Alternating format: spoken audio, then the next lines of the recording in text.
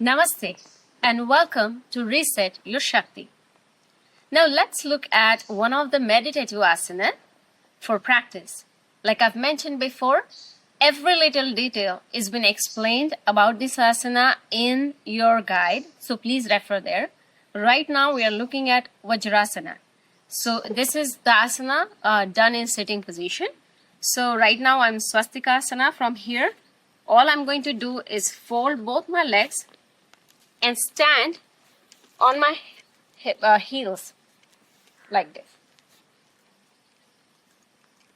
And place palms on your knees. If you are here, that is okay.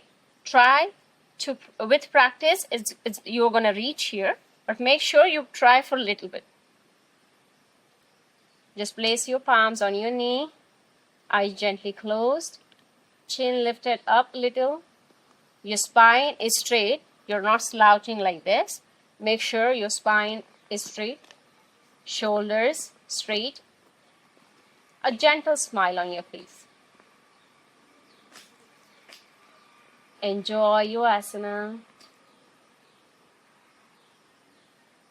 Sthira Sukhamasana. And that is your Vajrasana. Happy practicing.